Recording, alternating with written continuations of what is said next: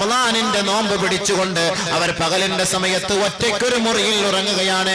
ശാരീരികമായി അവർ ബന്ധപ്പെട്ട് കഴിഞ്ഞാൽ അവരല്ലാതെ മറ്റാരും അറിയുകയില്ല. പക്ഷേ ഒരു നോമ്പുകാരനായ യുവാവോ ഒരു നോമ്പുകാരിയായ യുവതിയോ പരിശുദ്ധമായ റമളാനിന്റെ മാസത്തിന്റെ പകലിന്റെ ദിവസങ്ങളിൽ അവർ ഒരിക്കലും ശാരീരികമായി ബന്ധപ്പെടാൻ തയ്യാറാവുകയില്ല. ഇതാണ് തഖ്വ. ഇതാണ് തഖ്വ. ഒരു തയ്യാറാകുമോ സുഹൃത്തുക്കളെ? ചിലര് രാത്രിയും ബന്ധപ്പെടില്ല. റമളാൻ മാസമായി കഴിഞ്ഞാല് പകല് ഹറാം, പകലിന്റെ സമയത്ത് ഹറാം, പക്ഷെ രാത്രിയും ബന്ധപ്പെടൂല.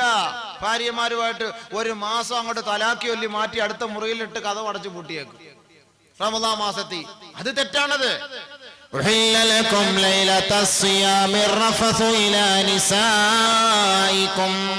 هن لباس لكم وأنتم لباس لهم. നിങ്ങൾക്ക് രാത്രി അവരുമായിട്ട് ബന്ധം പുലർത്താം, കുഴപ്പമില്ല, തെറ്റില്ല. പരിശുദ്ധ ഖുർആൻ നോമ്പ് പിടിക്കുന്ന സമയത്ത് മാത്രമാണ് അനുവദനീയമല്ലാത്തത്. നോമ്പ് മുറിച്ചു കഴിഞ്ഞാൽ നിങ്ങൾക്കിതെല്ലാം അനുവദനീയമാണ്. പരിശുദ്ധ ഖുർആൻ. പക്ഷേ ഇവിടെ തഖ്വ, ഇവിടെ ഭയഭക്തി. ഒരു ചെറുപ്പക്കാരൻ അല്ലാഹുവിനെ ഭയന്നുകൊണ്ട് അവൻ തന്റെ ഭാര്യയുമായി ശാരീരിക ബന്ധം പുലർത്താൻ തയ്യാറാവുകയില്ല. ഇതാണ് തഖ്വ. ലഅല്ലകും തത്തഖൂൻ എന്ന് അല്ലാഹു തആല പറഞ്ഞു. എന്തൊക്കെയാ ഗുണമുള്ളത് അത് മനസ്സിലാക്കി. ഇനി അടുത്തത് അതാണ് ഇനി മനസ്സിലാക്കേണ്ടത്. അപ്പോഴറിയാം അല്ലാഹ് എന്തിനായി തഖ്വ ഉള്ളവരാകാൻ പറഞ്ഞത് എന്ന്. അതുകൂടെ മനസ്സിലാക്കുമ്പോ എന്താണ് നോമ്പ്, നോമ്പിന്റെ പവിത്രത, സവിശേഷത എന്താന്ന് മനസ്സിലാക്കാൻ പറ്റും. എല്ലാവരും ശ്രദ്ധിച്ചു. ഉള്ളവരായാലുള്ള ഗുണം, ഒന്നാമത്തെ ഗുണം, നിങ്ങൾ നോമ്പ് പിടിച്ച് തഖ്വ ഉള്ളവരായാൽ നിങ്ങൾക്ക് ഒരു ഗുണവും അല്ലാഹുവിന്റെ അടുക്കലില്ല എന്ന് ആരും കരുതരുതേ. തഖ്വയുള്ള മുത്തഖീങ്ങൾക്ക് മാത്രമേ അല്ലാഹു സുബ്ഹാനഹു വ തആല നിറഞ്ഞ ഓഫറുകൾ നൽകുകയുള്ളൂ. ഒന്നാമത്തെ ഓഫർ, തഖ്വയുള്ള മുഅ്മിനേ, മുത്തഖിയായ മനുഷ്യ, നോമ്പുകാരനായ മുത്തഖിയേ, അല്ലാഹു നിനക്ക് നൽകുന്ന ഒന്നാമത്തെ ഓഫർ, മുത്തഖീങ്ങൾക്ക് വേണ്ടി അല്ലാഹു നൽകുന്നത് ഒന്ന്, അന്നജാതു മിനശ്ശദാഇദ്. എല്ലാ പ്രതിസന്ധി ഘട്ടങ്ങളിലും അല്ലാഹുവിന്റെ രക്ഷ അവർക്കുണ്ടാകും. ആർക്ക്? മുത്തഖീങ്ങൾക്ക്. ഞാൻ ചോദിക്കുക ഇടയ്ക്കിടയ്ക്ക്, അപ്പൊ നിങ്ങൾ പറയണം മുത്തഖീങ്ങൾ. ഏത് മുത്തഖീങ്ങൾ? ലഅല്ലകും തത്തഖൂൻ. അല്ലാഹു തആല പറഞ്ഞു നോമ്പ് പിടിച്ചാൽ നിങ്ങൾ തഖ്വ ഉള്ളവരായേക്കാം എന്ന് പറഞ്ഞ മുത്തഖീങ്ങൾക്ക് അല്ലാഹു നൽകുന്ന വാഗ്ദാനമാണ്. ഓഫർ. ഓണകാലത്ത് ഓഫർ കാണും, ബക്രീദിന് ഓഫർ കാണും, ചെറിയ പെരുന്നാളിന് ഓഫർ കാണും. ഒരുപാട് ഓഫർ. 40 രൂപയ്ക്ക് ചെയ്താൽ 80 രൂപയ്ക്ക് സംസാരിക്കുക, 80 രൂപയ്ക്ക് ചെയ്താൽ 20 രൂപയ്ക്ക് സംസാരിക്കുക എന്നൊക്കെ പറഞ്ഞ് ഓഫർ വരുമല്ലോ. തല തിരിഞ്ഞൊക്കെ വരും. അതിലൊന്നും വശംവദരായി പോകണ്ട. നിങ്ങളൊന്ന് ചെയ്ത് നോക്ക്, 2 ദിവസം കഴിഞ്ഞ് നോക്കി ഒരു പൈസയും കാണൂല. ഇങ്ങനെയൊക്കെ ഓഫറുകൾ കാണും. ഇതൊക്കെ കള്ള ഓഫർ. ഒറിജിനൽ ഓഫർ ദാ അല്ലാഹു ചെയ്യുന്നു. മുത്തഖീങ്ങളായി മാറിയാൽ, തഖ്വ ഉള്ളവരായി മാറിയാൽ അല്ലാഹു നൽകുന്ന ഒന്നാമത്തെ ഓഫർ, അന്നജാതു മിനശ്ശദാഇദ്. എല്ലാ പ്രശ്നങ്ങളിൽ നിന്നും, എല്ലാ പ്രതിസന്ധികളിൽ നിന്നും അല്ലാഹുവിന്റെ സഹായം, അവന്റെ രക്ഷയുണ്ടാകും. ഇത് മുത്തഖീങ്ങൾക്ക് മാത്രമുള്ള ഓഫറാണ് കേട്ടോ. ലഅല്ലകും തത്തഖൂൻ എന്ന് അല്ലാഹു വെറുതെ അല്ല പറഞ്ഞതെന്ന് ഇപ്പൊ ഓർത്തോളി. ഇവിടെ അല്ലാഹു ഒരു വാഗ്ദാനം ആദ്യം ചെയ്തിട്ടില്ല. നീ തഖ്വ ഉള്ളവനായി മാറ്, എന്നിട്ട് ഞാൻ പിന്നെ എന്താ വേണ്ടെന്ന് വെച്ചാൽ തരാം. അങ്ങനെ തഖ്വ ഉള്ളവനായാൽ ഒന്നാമത്തെ ഓഫർ, എല്ലാ പ്രശ്നത്തിനും പരിഹാരം. ആരാണ് നിന്നെ സ്യൂട്ട് ചെയ്യാൻ വന്നാല് ഞാൻ ആ കാര്യം ഏറ്റെടുത്തു കൊള്ളാം. പരിശുദ്ധ ഖുർആൻ, തംസസ്കും ഹസനതുൻ തസൂഹും وَإِن تُصِبْكُمْ سَيِّئَةٌ يَفْرَحُوا بِهَا وَإِن تَصْبِرُوا وَتَتَّقُوا لَا يَضُرُّكُمْ كَيْدُهُمْ شَيْئًا إِنَّ اللَّهَ بِمَا يَعْمَلُونَ مُحِيطٌ.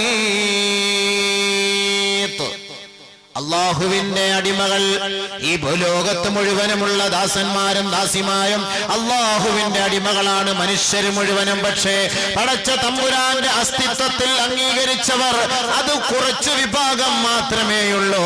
അവന്റെ ഏകത്വത്തിൽ അംഗീകരിച്ചവർ, അവനാണ് ആരാധ്യനെന്ന് വിശ്വസിക്കുന്നവർ, അവനാണ് ഏകനെന്ന് വിശ്വസിക്കുന്നവർ, അവനാണ് എല്ലാം നടത്തുന്നവൻ എന്ന് വിശ്വസിക്കുന്നവർ, അത് വളരെ കുറഞ്ഞ പേര് മാത്രമാണ്. പക്ഷേ ആ മുസ്ലിം സമുദായത്തിന്റെ എതിരാളികൾക്ക്, മുസ്ലിമീങ്ങൾക്ക് വല്ല ന്യൂനതകളും വന്നാൽ എതിരാളികൾ അത് കണ്ടുകൊണ്ട് സന്തോഷിക്കുമെന്ന് ഖുർആൻ. നബിയും സഹാബത്തിനും വല്ല ബുദ്ധിമുട്ടുകളും വന്നാൽ മക്ക കുഫാറുകളും മുശ്രിക്കുകളും നോക്കി നിന്ന് ചിരിക്കും. അങ്ങനെ വരട്ടെ, നമുക്ക് ഇപ്പൊ അങ്ങനെയല്ല. അന്ന് മുശ്രിക്കുകളും മുസ്ലിങ്ങൾക്കെതിരെ, ഇന്ന് മുസ്ലിമും മുസ്ലിമിനെതിരെ. പാരവെപ്പ് മൊത്തം അവന്റെ കയ്യിലേ ഉണ്ട്. ചുമ്മാ അല്ല, പാരയ്ക്ക് വില കൂടുതൽ. ഇത് തിന്ന് ഇവന്റെ ജോലി എന്ന കുലത്തൊഴില പാരവെപ്പ്. മുസ്ലിമും മുസ്ലിമിന് ഇടങ്ങേറും. ഇവന് മാത്രമേ കടയിടാവൂ. വേറെ ഒരുത്ത അവിടെ കട കൊണ്ടുവച്ചാൽ അവനെ എങ്ങനെയെങ്കിലും പൂച്ചത്തലയ്ക്കകത്തോ കോഴിത്തലയ്ക്കകത്തോ വെണ്ടയ്ക്കായ്ക്കകത്തോ ഉരുളം കിഴങ്ങിനകത്തോ ഇവനെ അവിടെ നിന്ന് ഓടിക്കാനുള്ള പദ്ധതിയായിരിക്കും. പിന്നെ വേറെ ഒന്നും കടയിലൊന്നും ആരും ഇടാൻ പാടില്ല. ഇവ മാത്രമേ ഇവിടെ തിന്നാവൂ, ഇവ മാത്രമേ ജീവിക്കാവൂ. ബഹുമാനമുള്ള സഹോദരൻ, അത് പാടില്ലല്ലോ. അത് അസൂയല്ലേ, അത് ഹസദല്ലേ, അത് വിരോധമല്ലേ, ക്രോധമല്ലേ? അവർക്ക് ദുനിയാവിലും ആഖിറത്തിലും രക്ഷയില്ല. ഒരുത്തന് നന്മ കിട്ടട്ടെ, റിസ്ക് തരുന്നത് അല്ലാഹു അല്ലേ? അവരെ ഗൾഫിൽ ആരും പോകരുതല്ലോ, നീ മാത്രമേ പോകാവുള്ളല്ലോ. ഗൾഫിൽ ലക്ഷക്കണക്കിന് കേരളക്കാര് ദുനിയാവിലുള്ള ലോകത്തുള്ള ഗൾഫിലും മറ്റുള്ള സ്ഥലങ്ങളിൽ നിൽക്കുന്ന എല്ലാ കേരളക്കാരെ ഇങ്ങോട്ട് പറഞ്ഞയച്ചു വിട്ടാൽ നമ്മളിവിടെ ശ്വാസം മുട്ടി മരിച്ചു പോകും. എല്ലാ എണ്ണം വെളിയിലാണ് കിടക്കുന്നത്. ബോംബെയിൽ എത്തരണമുണ്ട്, ഡൽഹിയിൽ എത്തരണമുണ്ട്, തമിഴ്നാട്ടിൽ എത്തരണമുണ്ട്. മഹിഷറെ പോയാൽ അവിടെയും കാണും ചായക്കച്ചവടം. ആരാന്ന് ചോദിച്ചാൽ മലപ്പുറം കാക്കായിരിക്കും. കാരണം ഈ ദുനിയാവിൽ എവിടെ പോയാലും ഒരു ചായക്കടയായിട്ട് നമ്മുടെ കേരളക്കാർ ഏത് മൂലയിലും കാണും, എവിടെ പോയാലും കാണും. ബഹുമാനമുള്ള സഹോദരങ്ങളെ, നമ്മളപ്പോൾ മനസ്സിലാക്കേണ്ട കാര്യമാണ്, അള്ളാഹുവാണ് നമുക്ക് നിഅമത്തും റിസ്ഖും തരുന്നത്. അത് എത്ര പേര് നമ്മുടെ മുന്നിൽ കടവെച്ചാലും, എത്ര പേര് ഒന്ന് കച്ചവടം ചെയ്താലും നമുക്കത് പ്രശ്നമല്ല. പടച്ചവൻ തരാൻ തീരുമാനിച്ചാൽ അള്ളാഹു അത് തരും എന്നുള്ള വിശ്വാസമാണ് നമുക്കുണ്ടാകേണ്ടത്. പിന്നെ ഒരാൾക്കൊരു ബുദ്ധിമുട്ട് വരുമ്പോ അടുത്തവൻ നോക്കിയിരുന്ന് ചിരിക്കരുത്. അത് മുനാഫിക്കിന്റെ അടയാളമാണ്. ഒരാൾക്കൊരു ബുദ്ധിമുട്ട് വരുമ്പോൾ നമ്മൾ ദുആ ചെയ്യണം. പടച്ചവനെ നീ അത് മാറ്റിക്കൊടുക്കണേ അല്ലാ, പാവം പിടിച്ചവനാണ് റബ്ബേ, നിന്റെ അടിമയാണല്ല, നിന്റെ ദാസനാണല്ല, നീ അദ്ദേഹത്തിന് ആരോഗ്യം നൽകണേ അല്ലാ. അങ്ങനെ വേണം ദുആ ചെയ്യാൻ. അതാണ് വേണ്ടത്. എങ്കിലും നിന്റെ ദുആ അല്ലാഹു സ്വീകരിക്കുകയും നിന്നെ അല്ലാഹു രക്ഷപ്പെടുത്തുകയും ചെയ്യും. ഇവിടെ അല്ലാഹു തആല പറയുന്നു, ഇൻ തംസസ്കും ഹസനതുൻ തസൂഹും وإن تصبكم سيئة يفرحوا بها وإن تصبروا وتتقوا لا يضركم كيدهم شيئا.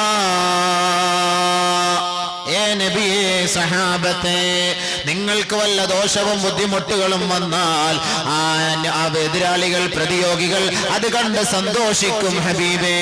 നിങ്ങൾക്ക് വല്ല സന്തോഷവും വന്നാലോ അവർ ദുഃഖിക്കും നബിയേ, അവർ ദുഃഖിക്കും നബിയേ.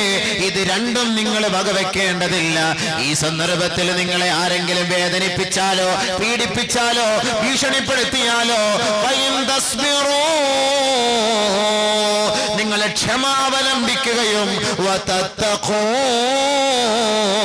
അല്ലാഹുവിനെ ഭയഭക്തിയോടെ മുറുകെ പിടിക്കുകയും ചെയ്താൽ ലാ യളുറുക്കും കൈദും ശൈആ, അവരുടെ കുതന്ത്രങ്ങളൊന്നും നിങ്ങൾക്ക് ഒരു പരിക്കും ഏൽപ്പിക്കുകയില്ല നബിയേ. ഇന്നല്ലാഹ ബിമാ യഅമലൂന മുഹീത്, സകലമാന കാര്യങ്ങളും അല്ലാഹു സസൂക്ഷ്മം വീക്ഷിച്ചു കൊണ്ടിരിക്കുന്നവനാണ് നബിയേ. അതുകൊണ്ട് നിങ്ങൾക്കൊരു ബുദ്ധിമുട്ട് വരുമ്പോൾ അവർ സന്തോഷിക്കും, അവർക്കൊരു ബുദ്ധിമുട്ട് നിങ്ങൾക്ക് ഹൈർ വരുമ്പോൾ അവർക്ക് ഖേദവുമാകും. ഓ, അവൻ അങ്ങനെ കിട്ടിയോ, അവൻ രക്ഷപ്പെട്ടു പോയോ, അവൻ പരീക്ഷയിൽ വിജയിച്ചോ, അവന് നല്ല കച്ചവടം. അപ്പോ തഖ്വയുള്ളവരാണെങ്കിലോ എന്ത് പ്രശ്നമുണ്ടായാലും നിങ്ങൾ സഹിക്കുവിൻ, ക്ഷമിക്കുവിൻ. അല്ലാഹു തആല നിങ്ങളുടെ ഉത്തരവാദിത്തം ഏറ്റെടുക്കും. നിങ്ങൾ ക്ഷമിച്ചാൽ, ഭയപ്പെട്ടാൽ, തഖ്വ ഉള്ളവരായാൽ ലാ യളുറുക്കും കൈദുഹും ശൈആ, ആരുടെ ഉപദ്രവങ്ങളും നിങ്ങൾക്ക് ഫലിക്കുകയില്ല കേട്ടോ.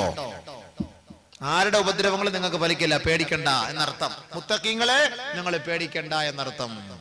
ആരും നിങ്ങളെ ഒന്നും ചെയ്യുകയില്ല.